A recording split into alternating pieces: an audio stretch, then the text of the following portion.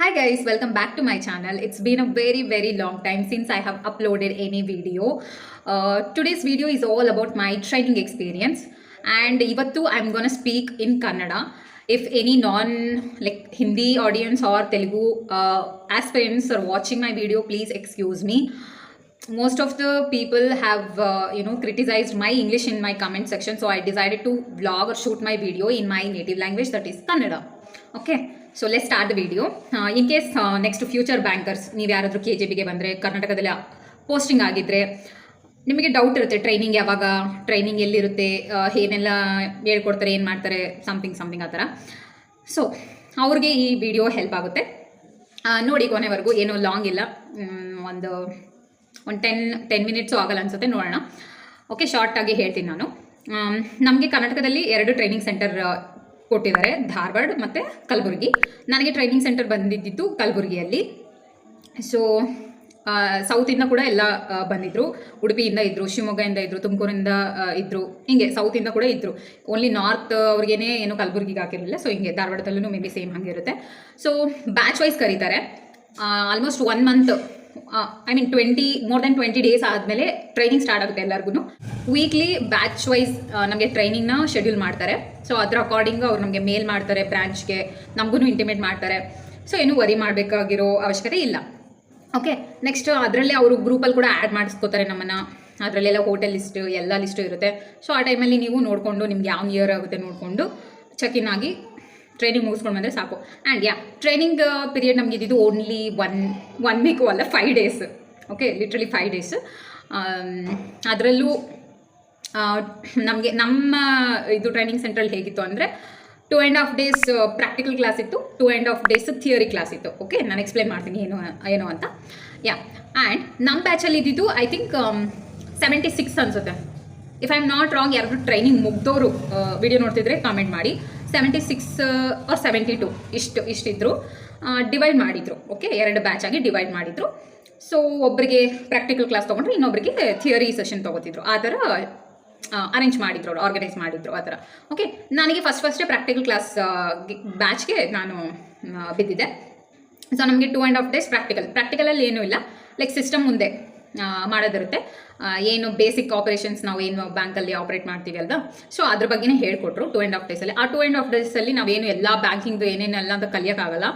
Just normal, ಈಗ ನಾವು join ಆದಾಗ ಏನು ನಾವು ಮಾಡಬೇಕು ಅಕೌಂಟ್ ಸೆಕ್ಷನಲ್ಲಿ, ಅದು ಮಾತ್ರ ಹೇಳ್ಕೊಡ್ತಾರೆ. ಅದನ್ನು ಏನು ಜಾಸ್ತಿ ಇಲ್ಲ, ಫುಲ್ ಎಲ್ಲ ಕಿಚಡಿ ಆಗಿತ್ತು ನಮಗೂ.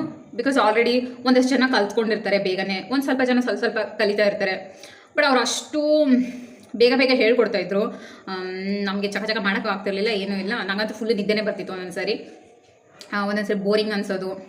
ಓಕೆ, ಒಟ್ಟಿನಲ್ಲಿ ಅದೇ ಬೇಸಿಕ್ ಏನೇನು ಇರುತ್ತೆ ಅದನ್ನೆಲ್ಲ ಹೇಳ್ಕೊಡ್ತಾರೆ. ಲೈಕ್ ಈಗ ನಾವು ವಿತ್ಡ್ರಾ ಸ್ಲಿಪ್ ತೊಗೊಂಡು ಪೇಮೆಂಟ್ ಹೇಗೆ ಮಾಡೋದು, ಅದನ್ನ ಎಂಟ್ರಿ ಮಾಡೋದು, ಚೆಕ್ ಕ್ಲಿಯರೆನ್ಸು, ಮತ್ತು ಲೋನ್ಸ್ದು ಹೇಳಿದ್ರು, ಕ್ರಾಪ್ ಲೋನು, ಈ ಥರದ್ದೆಲ್ಲ ಚೆಕ್ದು, ಹೀಗೆಲ್ಲ ಸ್ವಲ್ಪ ಬೇಸಿಕ್ ಎಲ್ಲ ಹೇಳ್ಕೊಡ್ತಾರೆ ಅವರು.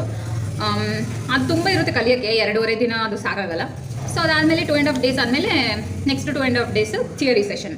ಓಕೆ, ಅಲ್ಲಿದ್ದವರು ಇಲ್ಲಿಗೆ ಮತ್ತೆ ಪ್ರಾಕ್ಟಿಕಲ್ ಆ ಥರ ಶೆಡ್ಯೂಲ್ ಮಾಡಿದರು.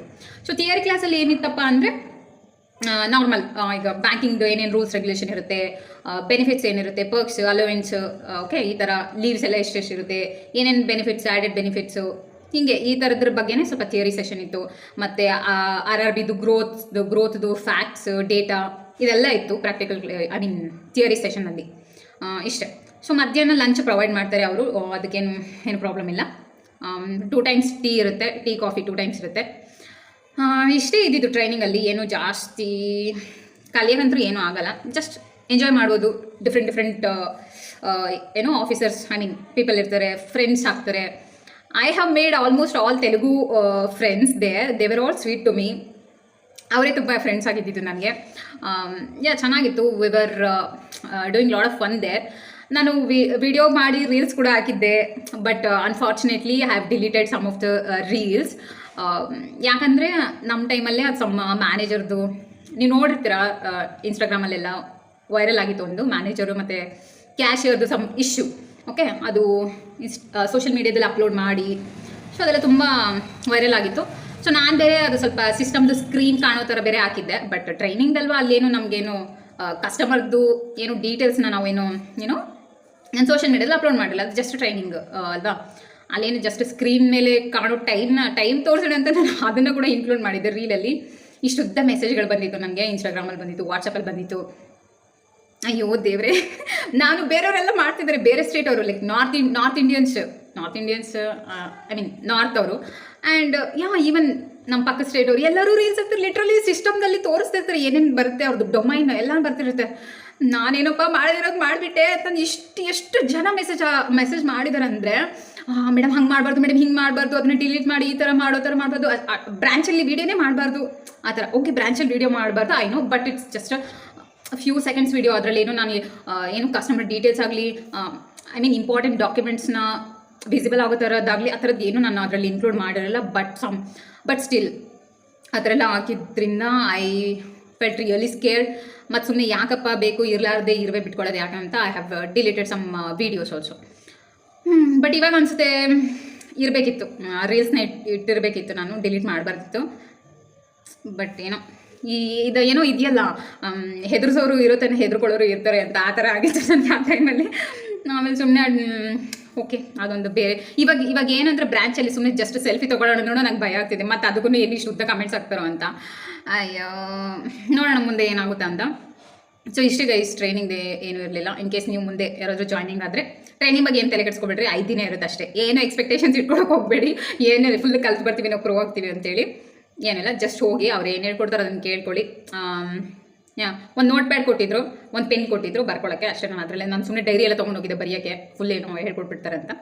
ಓಕೆ, 5 ಡೇಸ್ಗೆ ಅವರಿಂದ ಎಷ್ಟಾಗುತ್ತೋ ಅಷ್ಟು ಹೇಳ್ಕೊಡ್ತಾರೆ.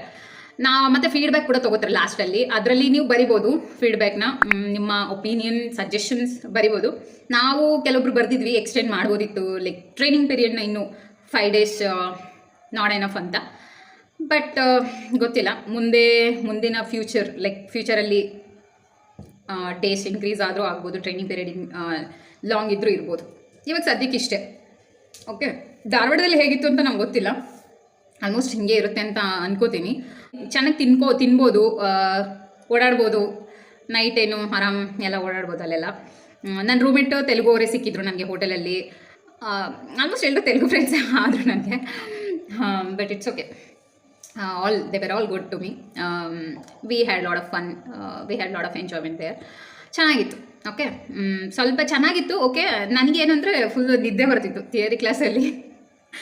ಎಲ್ಲರೂ ಹೆಂಗೆ ಕೇಳಿದ್ರು ನನಗಂತೂ ಗೊತ್ತಿಲ್ಲ. ಅಪ್ಪ ದೇವ್ರೆ, ಎಷ್ಟು ನಿದ್ದೆ ಬರ್ತಿತ್ತು ಅಂದರೆ ಲಿಟ್ರಲಿ ಎಷ್ಟು 5:30ಗೆ ಅವರು ಬಿಡ್ತಿದ್ದು ನಮಗೆ. ಆಲ್ಮೋಸ್ಟ್ ಬೆಳಿಗ್ಗೆ 10ಗೆ ಸ್ಟಾರ್ಟ್ ಆಗೋದು, 10ಗೆ ಸ್ಟಾರ್ಟ್ ಆಗಿ 5:30ಗೆ ಬಿಡೋರು. ತುಂಬ ಕೊರೀತಿದ್ದಾರೆ ಅಂತ ಅನಿಸ್ತಿತ್ತು ಒಂದೊಂದ್ಸರಿ. ನನಗಂತೂ ತುಂಬ ನಿದ್ದೆ ಬರ್ತಿತ್ತು. ಊಟಕ್ಕೆ ಮುಂಚೆ ಒಂದ್ಸರಿ ನಿದ್ದೆ ಬರೋದು, ಊಟ ಆದಮೇಲೆ ಒಂದ್ಸರಿ ನಿದ್ದೆ ಬರೋದು. ದೇವ್ರಿಗೆ ಹೇಳ್ಬಾರ್ದು. ನೀರು ಕುಡಿಯೋದು ಎಲ್ಲರಿಗೂ ಬಾಟಲ್ ಇಟ್ಟಿರ್ತಾರೆ, ವಾಟರ್ ಬಾಟಲ್ಸ್ ಪ್ರೊವೈಡ್ ಮಾಡ್ತಾರೆ. ಎಲ್ಲರೂ ಒಂದೊಂದು ವಾಟರ್ ಬಾಟಲ್ ಎತ್ಕೊಂಬರೋದು, ಕೂತ್ಕೊಳ್ಳೋದು, ಕುಡಿಯೋದು, ನೀರು ಕುಡಿಯೋದು. ಏನು ಮಾಡ್ತೀವಿ ಇಲ್ವಾ, ನೀರು ಮಾತ್ರ ಕುಡಿತಾ ಇದ್ವಿ ಚೆನ್ನಾಗಿ ಅಲ್ಲಿ. ಅಷ್ಟೊಂದು ನಿದ್ದೆ ಬರ್ತಿತ್ತು.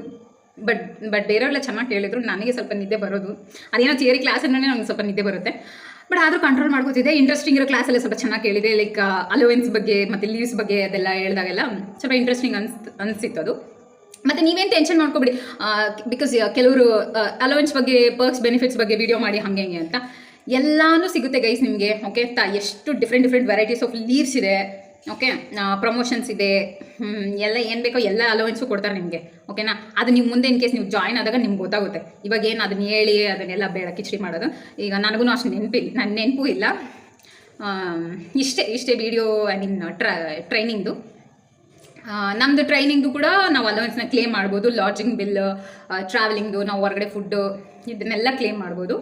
ಇನ್ನು ನಾನು ಕ್ಲೇಮ್ ಮಾಡಿಲ್ಲ, ಮಾಡಬೇಕು. ನಿಮ್ಮ ಒಪಿನಿಯನ್ ಏನಿತ್ತು ಟ್ರೈನಿಂಗ್ ಬಗ್ಗೆ ಹೇಳ್ಬೋದು. ಆ್ಯಂಡ್ ಇನ್ನೊಂದೇನು ಅಂದರೆ ಲಾಸ್ಟಲ್ಲಿ ಅವರು ಒಂದೆರಡು ಮಾತಾಡಿ ಬನ್ನಿ ಅಂತಲೂ ಕರೀತಾರೆ. ಮಾತಾಡಿದ್ರು ನಮ್ಮದ್ರಲ್ಲಿ ಒಂದು 2-3 ಪೀಪಲ್. ಚೆನ್ನಾಗಿತ್ತು ಅಷ್ಟೇ. ಓಕೆ, ನೆಕ್ಸ್ಟ್ ವೀಡಿಯೋದಲ್ಲಿ ಸಿಗೋಣ. ಸ್ಯಾಲ್ರಿ ಸ್ಲಿಪ್ಪು ವೀಡಿಯೋ ಮಾಡೋಣ ಅಂದ್ಕೊಂಡಿದ್ದೀನಿ. ಬಟ್ ಅದರಲ್ಲಿ ಏನೇನು ಎಕ್ಸ್ಪ್ಲೇನ್ ಮಾಡಬೇಕಂತ ನನಗೂ ಅಷ್ಟು ಐಡಿಯಾ ಇಲ್ಲ. ಬಿಕಾಸ್ ಅದರಲ್ಲಿ ಏನೂ ಅಷ್ಟೊಂದು ಇಲ್ಲ. ಡೈರೆಕ್ಟ್ ಏನು ಅಲೋವೆನ್ಸ್ ಅದರದ್ದೇ ಇದೆ. ಮಾಡೋಣ ಅದರದ್ದು. ಓಕೆ, ಸ್ವಲ್ಪ ಯಾಕೆ ಡಿಲೇ ಆಗ್ತಿದೆ ವೀಡಿಯೋಸು ಬರೋದು ಅಂದರೆ, ಈಗ 6:30ಗೆ ನಾನು ಮನೆಗೆ ಬಂದ್ರೂ ಬಂದು ಅಡುಗೆ ಮಾಡು, ಫ್ರೆಶ್ ಅಪ್ ಆಗು, ಊಟ ಮಾಡು, ವಾಕಿಂಗ್ ಮಾಡು, ಇದರಲ್ಲೇ ಟೈಮ್ ಆಗ್ತಿದೆ. ಡೇಯಲ್ಲೆಲ್ಲ ಅಲ್ಲಿ ಬ್ರಾಂಚಲ್ಲಿ ಕೂತು ಸಾಕಾಗಿರುತ್ತೆ. ಮನೆಗೆ ಬಂದರೆ ರೆಸ್ಟ್ ಮಾಡೋಣಪ್ಪ ಅಂತ ಅನಿಸುತ್ತೆ. ಸೊ ಹಂಗಾಗಿ ಟೈಮ್ ಸಿಕ್ಕಾಗೆಲ್ಲ I will be uploading videos. Stay tune, take care, be healthy, prepare well, bye.